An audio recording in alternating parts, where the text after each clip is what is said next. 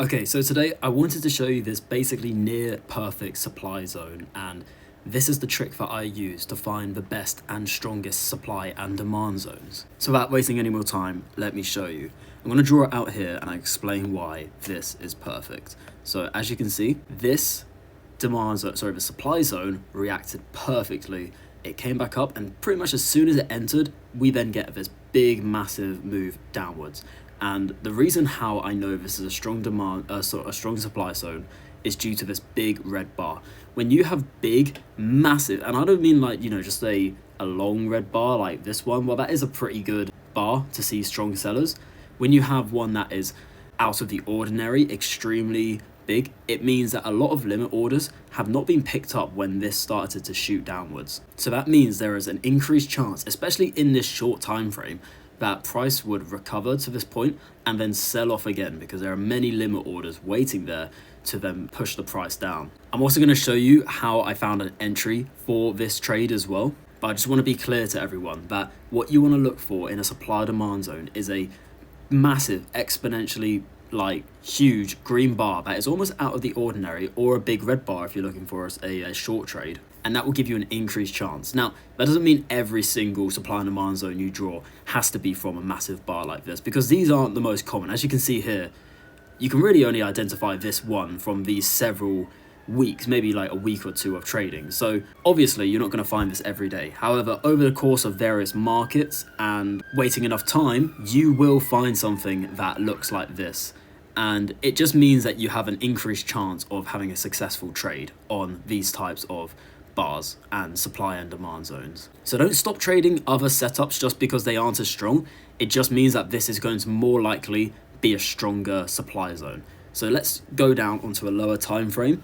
I'm actually going to look on the 15 minutes for an entry on this one, because that's what I used. However, I do also like to use the 5-minute time frame for entries. I find that's a nice time frame, but 15 minutes I find is another good one for entries. So first thing we want to do is identify where our demand zone is at the bottom for where we're aiming take profit for this trade. So at first, I'm going to just draw this massive. I'm going to say this is the demand zone. We are going to make this smaller.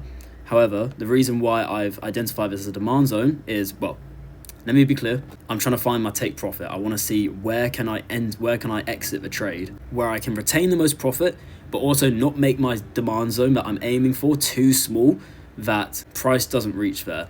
So first of all, I'm actually going to bring this up a little bit, and I'm going to bring this down a bit.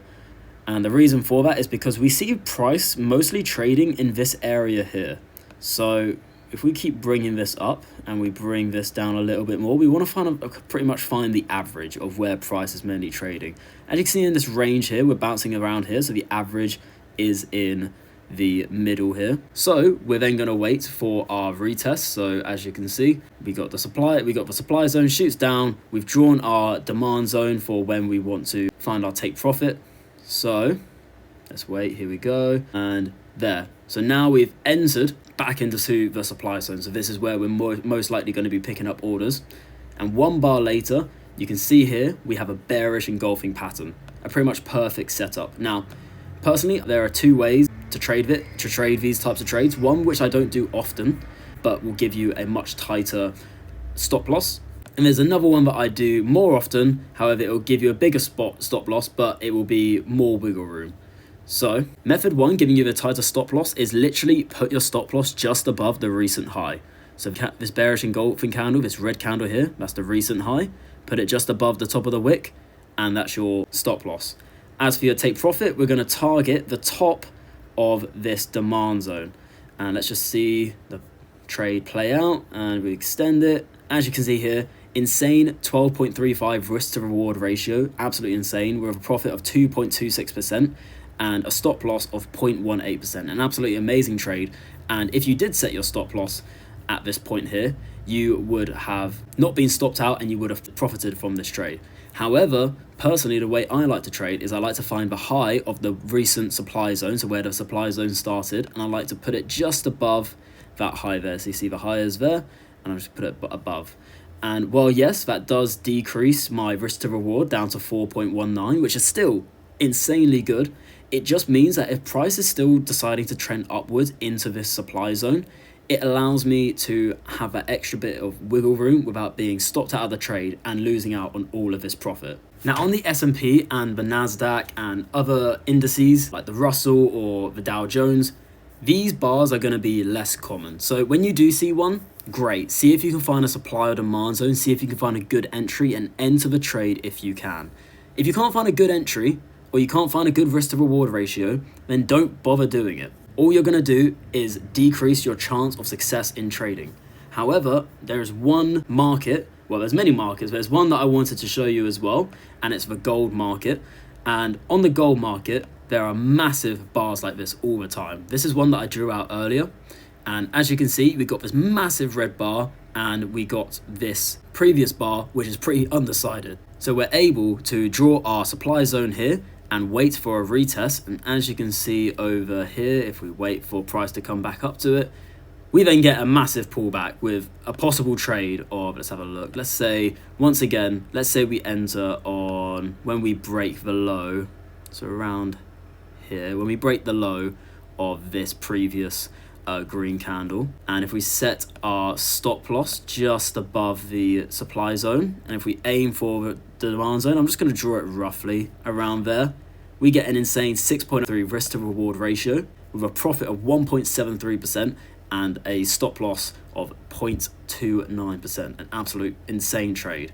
And the reason we know this has a higher chance of being successful is because of that initial big red bar. We know that sellers are strongly defending this area. Other red bars which aren't as big, yes, sellers may be defending that area. Buyers may be defending a certain area. They may be pushing down at certain levels. However, when we have a almost out of the ordinary extra long red bar, we know there is serious selling pressure or buying pressure if it's the other way around. And the gold market often has these big red, green and red, these green and red bars that you see less often on indices, but you do see quite a bit more on gold. Here's another one down here. So we got these very average size bars followed by these two big green bars. I don't actually think that price ever returned, or it did just about. It wouldn't have hit. No, that would have hit how I draw my demand zones. That would have hit. Finding an entry. Let's have a look. My God. So it literally would have tapped it. Finding an entry, I got no idea if I would have been able to find an entry for that.